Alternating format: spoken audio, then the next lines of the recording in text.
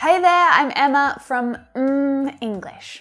Welcome to another English grammar lesson here at mmmEnglish. We're going to continue exploring conditionals, which are one of the most interesting and exciting grammar structures in English. I think so. This video today is going to help you to expand your understanding of the first and the second conditionals in English. I think you already know the basics, especially if you're a subscriber, because you would have seen all of my lessons about conditionals. All of the links are in the description below. But today we're going to go a little deeper on the first and the second conditional. I'm going to give you lots of examples to help you understand when to use the first and when to use the second. Plus, I'll also be talking about how to use conditionals without if, which is pretty shocking, I know, because if is the star of conditional sentences, but actually you can use other words in place of if as well. So I'm going to go through all of that right here during this lesson.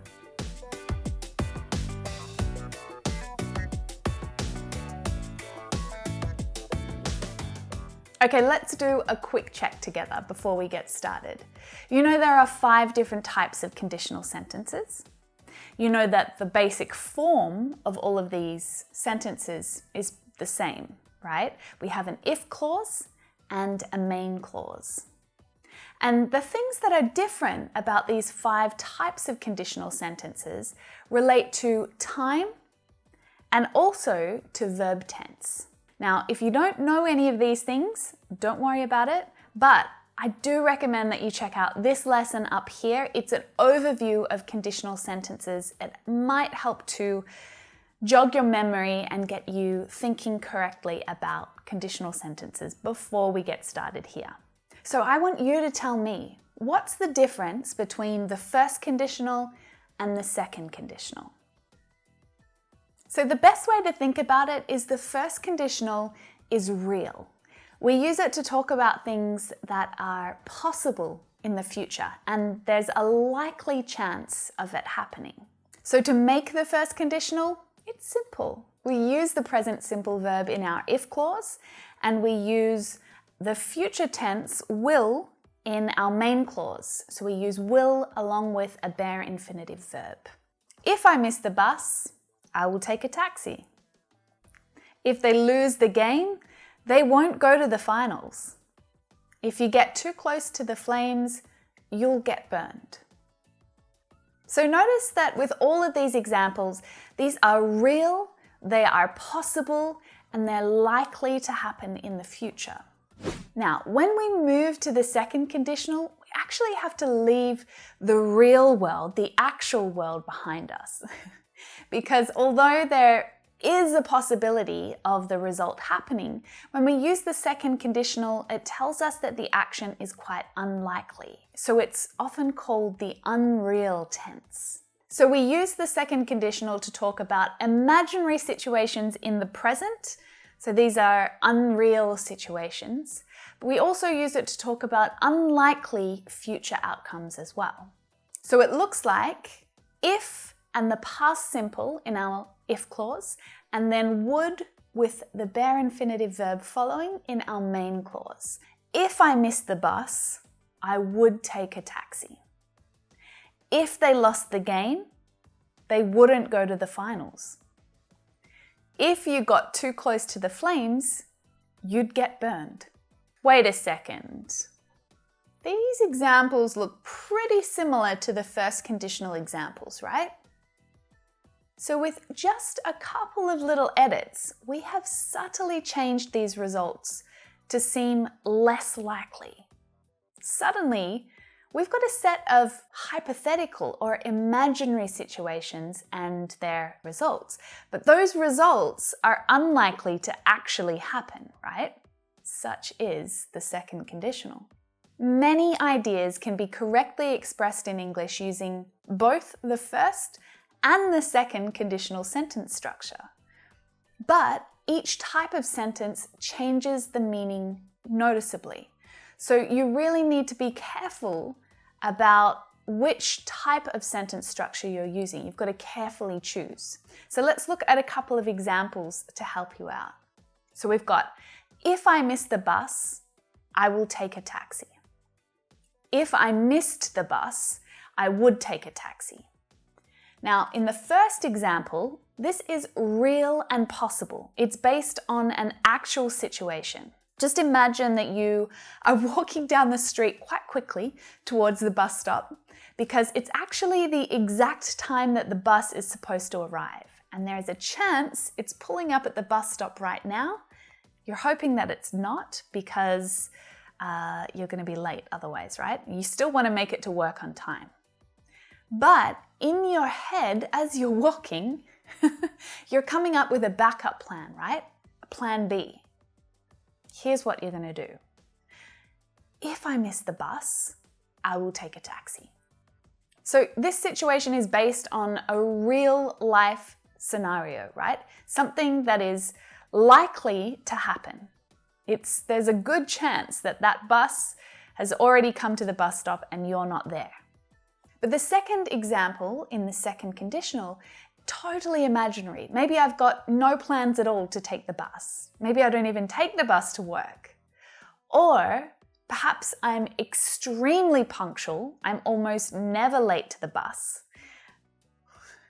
But for whatever reason, this thing, the outcome is very unlikely to happen. And we know that because we're using the second conditional. So you can see how powerful this decision is, right? The grammar structure that you choose influences the meaning of your sentence. Let's do a few more examples together just to make sure you've got it. If I run out of butter, I'll just use oil. So again, imagine. Imagine that you're baking and there isn't much butter left. You can't be bothered going to the shops, so I've got a plan. If I run out of butter, I know what I'm going to do. And this is a likely event, right? If I ran out of butter, I'd just use oil. Now, this is a hypothetical situation. I'm not talking about a specific baking event that's happening now. I'm just talking about what I would hypothetically do if this ever happened to me while I was baking. I could be giving advice to someone who's asking, if I ran out of butter, I'd just use oil. You won't notice the difference. If she finds a dog on the street, she'll adopt it. She loves dogs, right? She has plans to adopt a dog. In fact, she's looking for a dog, and there are lots of street dogs in her area. So it's quite likely that if she finds a dog on the street that doesn't have a home, it's quite likely that she'll adopt it. If she found a dog on the street, she'd adopt it. So again, she loves dogs. Perhaps there's actually not many street dogs in her area, which makes the outcome quite unlikely, right? If she were taller, she would play basketball. Okay, so this is the second conditional, right? And she's imagining what she would do if she had been born taller. But she wasn't, right? She can't change her height. So this situation has to be unreal. So for that reason, be careful because we can't write a version of this in the first conditional. There isn't a likely chance or a likely outcome where this would happen, right? She can't change the way that she is. However, we can make a couple of changes to make it possible. We can say, if we're talking about a child who is still growing, then it's possible, right? But we might have to change the verb and say, if she grows taller, she will play basketball. It's really important to keep in mind that many ideas can be expressed in the first or the second conditional, depending on whether they're real or imaginary. But not all ideas can be expressed in both tenses, right? So be careful about that. Real versus imaginary. Hopefully you're starting to feel pretty good about the difference between the first and the second conditional, right? But I've got one extra thing that I want you to keep in mind. So take a look at this sentence here. Is it a conditional sentence? It has two clauses. It has a present tense verb in the first clause. It has will and the base verb in the main clause, but it doesn't have the word if. It actually doesn't matter. This sentence is still a conditional sentence, a first conditional sentence. And there are a couple of very specific words that you can use to replace if in the first and also the second conditional sentence structure. It's still a conditional sentence, but the word that you choose, of course, has the ability to change the meaning of your sentence slightly. Unless it rains soon, the lake will dry up.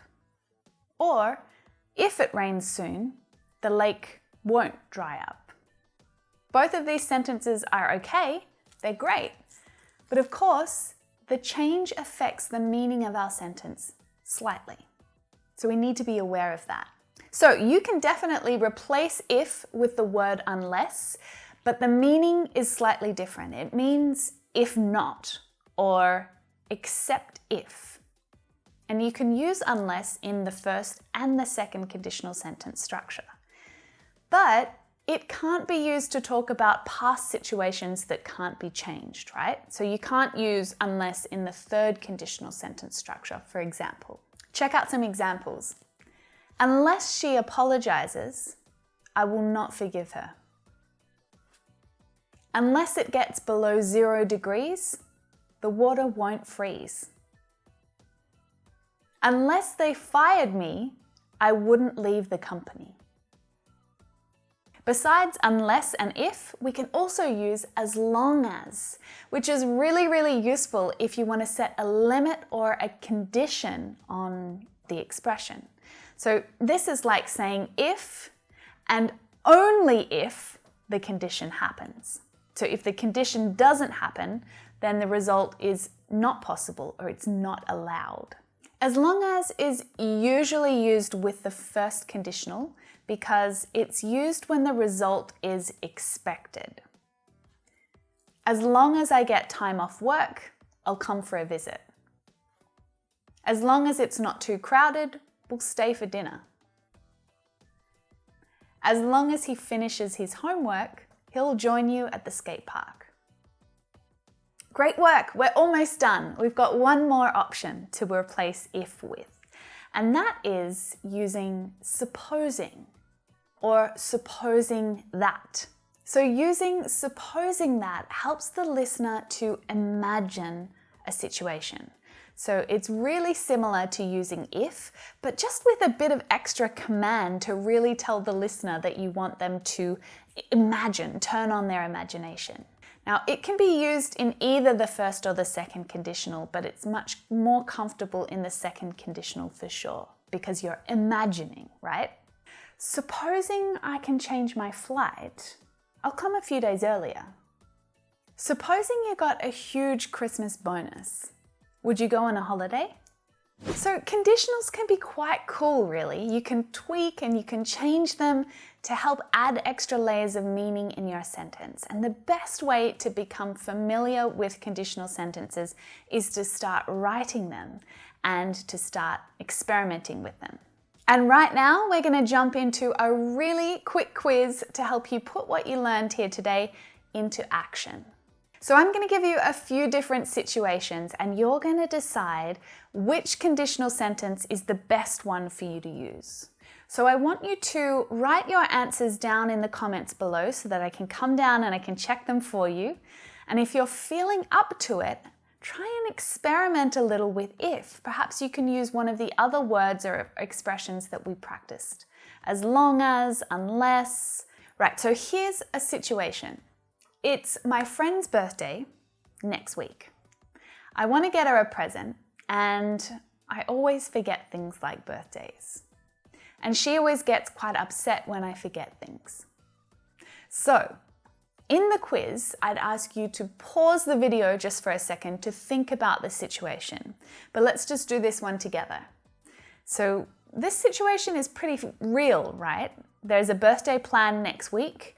It's coming up soon. I also know that there's a pretty high chance I'll forget to buy a present because it's a really bad habit of mine. You can't really say that this situation is hypothetical, can you? There's a high probability that it will happen. So I think we need to use the first conditional.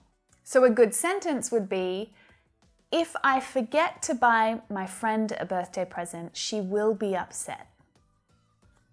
See, that wasn't so hard, was it? Now it's your turn. Situation 1. You're dreaming about buying a new car. The car you want is expensive. A promotion at work would help you to be able to afford it. Nobody at work has talked about the possibility of a promotion. You're just dreaming. So pause the video and write your sentence. Situation 2. You're deciding what to cook for dinner. Someone suggests making a spicy dish. You know that your child hates spicy food. There's no possibility that your child is going to eat something spicy. Again, pause the video, write your sentence. Situation 3. A friend asked you to take care of their dog while they're on holidays. You would feel horrible if the dog ran away. You know that it probably won't happen, but you ask your friend to imagine that possibility anyway. Situation 4. You love coffee so much. You imagine what would happen if you ran out of coffee. Luckily, you know that would never actually happen. Awesome work, gang! I'm so proud of you for sticking with me all the way through to the end and for putting everything that you learned into practice, right? It's the best way to make it stick. And if this lesson was really useful for you, then share it with one of your friends who also needs to improve their English grammar. I'm here to help, right? I've got new lessons here every week. Make sure you subscribe, turn on notifications so that you know when there's a new English lesson here waiting for you. And if you want to request a new English lesson from me, you are more than welcome to. Ask me down in the comments below, and then maybe think about coming and joining me here in this lesson. I'll see you in there.